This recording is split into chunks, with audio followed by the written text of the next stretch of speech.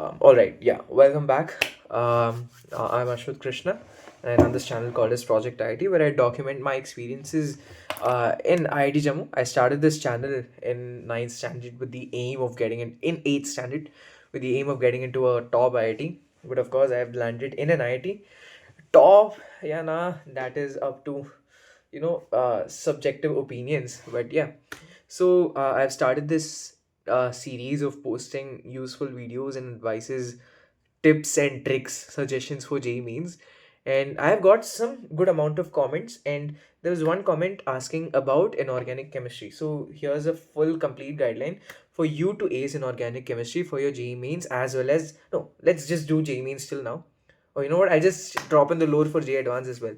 So here's how to do inorganic chemistry well for your JEE means as well as your JEE advanced.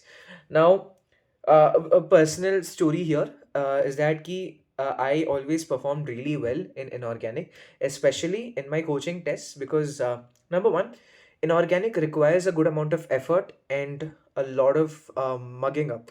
A lot of mugging up, and a good amount of effort, and it does not require complex thinking ability, etc.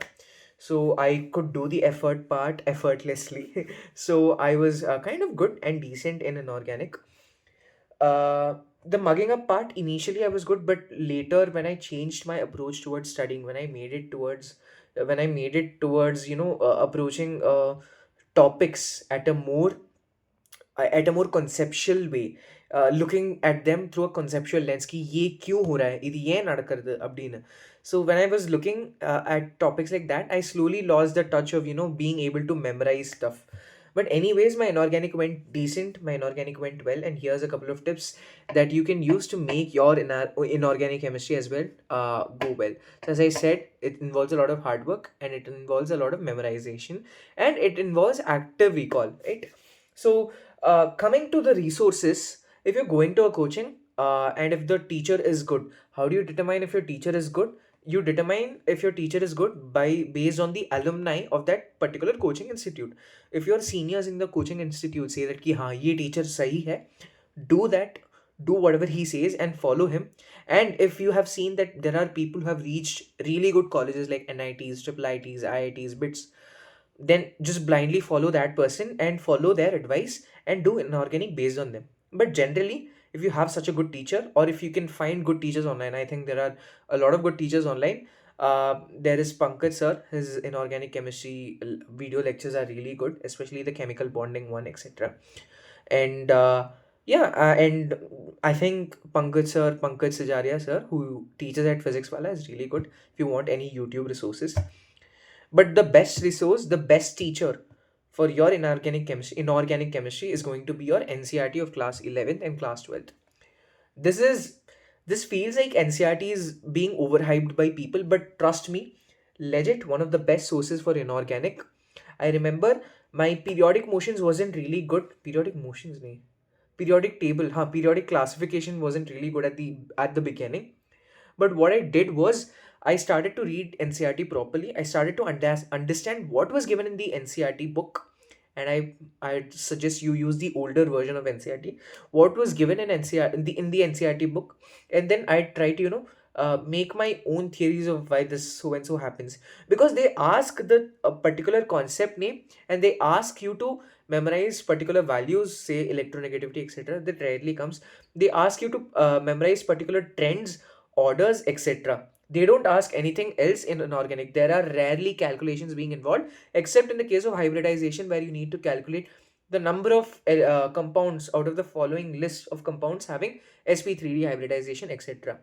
So there are rarely any numericals asked. You just need to remember, and you just need to understand it in your own way. So NCRT is a must, is a must, is a must. If you don't do your NCRT properly, you are going through a loss, because there's a lot of conceptual clarity that you'll gain after studying your NCRT properly, and then follow your coaching sir's notes, and then solve previous year questions for JEE mains. Even for JEE advanced, I'd say the same. Solve previous year questions, and for JEE advanced, try to understand why so and so happens, because that is important. Because in your multiple choice, multiple answer questions, whatever, those multiple option questions that you have to select more than two options, etc. Or you might basically you understand what I'm saying, right? Those type of questions, you need to know the logic behind, because sometimes two different concepts are given, two different theories are given, they are not explicitly mentioned, but you need to know the concept behind why that works. So if you're only targeting JEE means, I would suggest do your NCRT properly. If you just do your NCRT and go your exam, you can do your inorganic really well. That is, you can get up to 80% of the inorganic score.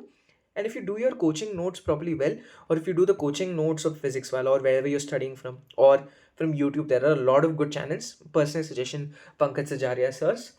You do that, you're gonna get a really good score. Now, coming to people who want to crack exams like NSEC, INCHO, etc. Now, the reason why I'm saying this is, you will gain a lot of knowledge and you'll gain an interest towards the subject, which is really good on the long run. So I scored around 90 to 100 in my NSEC. I didn't clear the next level cutoff, the cutoff to go to the next level, but I am pretty sure that I did clear the minimum minimal accessibility score, something like that. There was a particular score which was around 89. I did clear that, so there is some form of validation. So even in that paper, a lot of questions came from NCRT, and a good resource for inorganic chemistry would be JDLE. Now, you need to use the Sudarshan Guha version, because the original JDLE language is very hard. I've tried to read the entire book. It wasn't possible. The original JDLE language is really hard.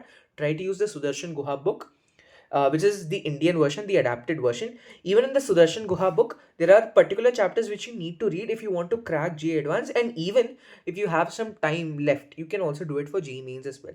I wouldn't suggest it for JEE Mains, but for JEE Advanced, it's a must. I wouldn't say it's a must, but it's a good read, and you can gain a lot of insights based on it. So what you're supposed to do is, you're going to take a chapter. For example, let us say chemical bonding. I was really strong in chemical bonding. I remember the last time I studied chemical bonding properly was at the end of 11th grade. I didn't touch it during 12th grade, but I could solve all the questions effortlessly, because I remembered the concept rather than memorizing the stuff.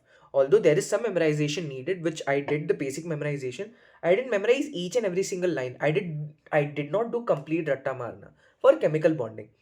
So there is this concept called as steric number, which is beautifully explained in JDLE with the help of other examples. You can use that, and you can also use the conceptual lectures of MKA sir, Muhammad Kashif Alam sir. I think I'm not sure about his name, but he has his own inorganic lectures. They are really conceptual. They are really good.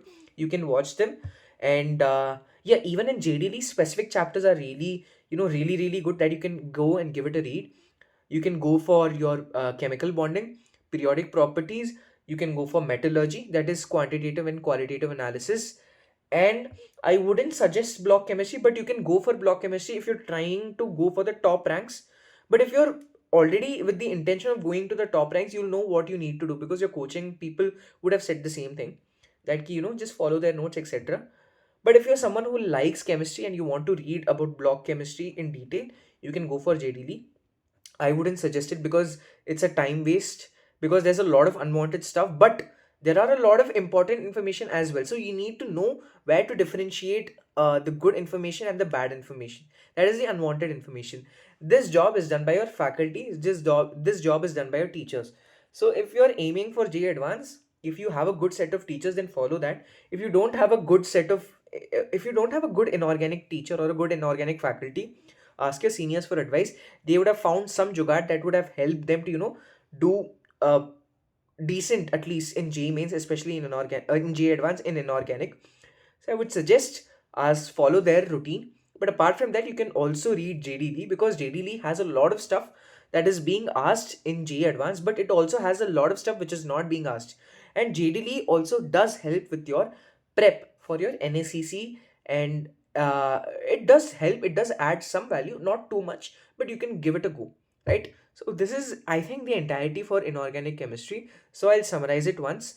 What you need to do is, you need to do your NCRT, you need to do your coaching notes. And then if you have time for specific topics, as I told, for metallurgy, for quantitative, qualitative analysis, and for chemical bonding, periodic classification, and even for DF block, you can also go for DF block.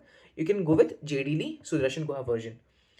And then now active recall. How you're supposed to do active recall is, you make the notes, right? Once you're done with the notes, every Saturday or Sunday, or I would say every Saturday and Sunday, spend 30 minutes to revise block chemistry, because the more and more you're going to revise, the subsequent time the subsequent period of time that you will take to kind of recall it back becomes lesser, because it is going to be imprinted in your mind, and the moment you see it you're going to actively recall that stuff back.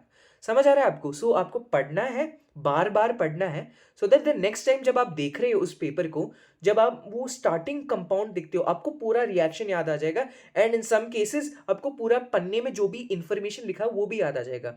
In तमिழ் I'll say it again. நீங்கள் படிக்கும்போது நீங்கள் மறுபடியும் மறுபடியும் படிச்சீங்கன்னா, that is நிறைய வாட்டி நீங்கள் படிச்சீங்கன்னா, எழுதி பார்த்தீங்கன்னா, அடுத்த வாட்டி நீங்கள் அந்த பேப்பரை எடுத்து பார்க்கும்பொழுது, அடுத்த வாட்டி அந்த ஸ்டார்டிங் கம்பவுண்டோட பேரை பார்க்கும்போதே உங்களுக்கு வந்து ஞாபகம் வந்துடும். ஓகே, இந்த ரியாக்ஷனில் என்ன நடக்கும், இந்த ரியாக்ஷனோட கேட்டலிஸ்ட் என்ன, எதெல்லாம் கேட்டலிஸ்ட்டாக இங்கே ஆக்ட் ஆகுது, அண்ட் இந்த பேப்பரில் இந்த ஷீட்டில் என்ன எழுதியிருக்கோ அதுவே உங்களுக்கு ஃபுல்லாக ஞாபகம் வந்துடும். புரிஞ்சுதா? So this is the way in which you actively recall for JEE Main and JEE Advanced with respect to inorganic chemistry, and I don't think there is much more left to see. So this is a video that I made to reply to one of the comments that I had gotten in my previous video, and I hope this helped. And another thing, whatever videos I'm making sure that the information that I'm giving is not specific for JEE Main 2026 alone. The title is given there just so I can get a wider reach so that more people can know this information. But if you are watching this video in 2029, and if there is no significant change in your JEE Main pattern, you can still trust this, because trust me, it is not about the examination pattern or the examination year. It is about your mentality. It is about how you handle information. Of course, I'm saying this with the constraint that if the pattern has not changed way like rapidly, if it has not changed drastically, you can trust this video even after 4 years. So yeah, I think I spoke with a lot of Josh today. I'll see you in the next video, and for any other doubts you can just comment right down below. So until then, this is Ashwat Krishna from Project IIT signing off. I'll see you in the next one. Bye.